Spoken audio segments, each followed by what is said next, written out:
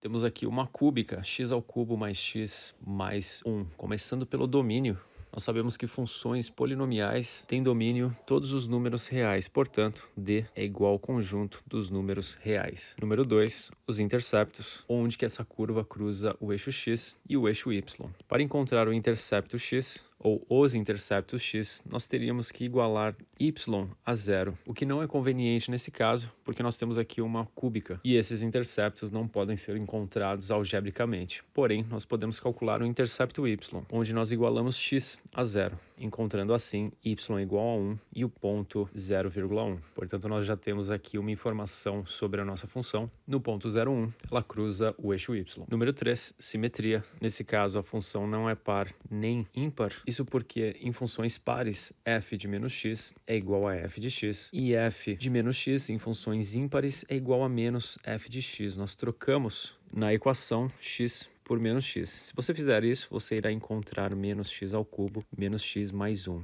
que nem é x ao cubo mais x mais 1 negativo e também não é o próprio x ao cubo mais x mais 1. Portanto, não é par e também não é ímpar. Número 4, assíntotas. Dado que nós não temos nenhuma restrição no domínio, nós não teremos nenhuma assíntota vertical. Porém, nós podemos ter uma assíntota horizontal. Não será esse caso, mas nós vamos de qualquer forma calcular os limites para x tendendo a mais infinito e x tendendo a menos infinito de x ao cubo mais x mais 1. O termo mais relevante é o x ao cubo, que faz com que, quando nós substituímos um x muito grande, ele eleve esse número ao cubo. No caso, se for positivo, ele manterá esse sinal de positivo e o resultado será mais infinito, será um número maior ainda. Porém, à medida que você encaixa um valor negativo e muito grande, sendo um termo cúbico, ele mantém o sinal original, ou seja, ele manterá o sinal de menos, fazendo com que esse limite seja menos infinito. Sendo assim, para a esquerda, nós teremos uma função que decresce e para a direita, uma função que cresce indefinidamente. Número 5, intervalos de crescimento e decrescimento. Para encontrá-los, nós primeiro derivamos a nossa equação, x ao cubo mais x mais 1, que é igual a 3x ao quadrado mais 1. E nós igualamos esse resultado a zero, visando encontrar uma solução para essa equação, que não existe.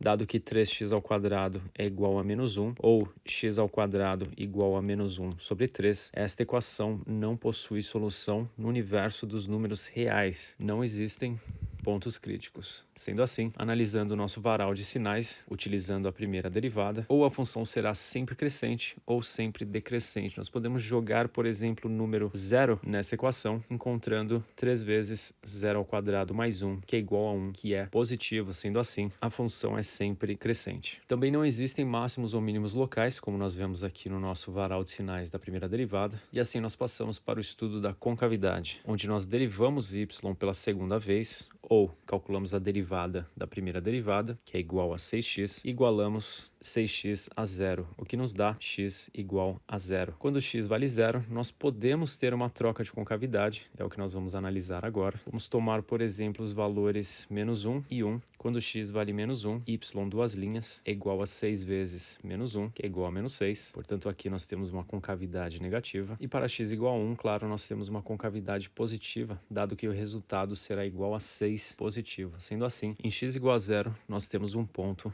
de inflexão. Se nós precisássemos responder perguntas do tipo onde a concavidade é negativa, nós responderíamos de menos infinito até zero, e onde ela é positiva, de zero até mais infinito. Então vamos reunir agora todas as informações para esboçar essa curva.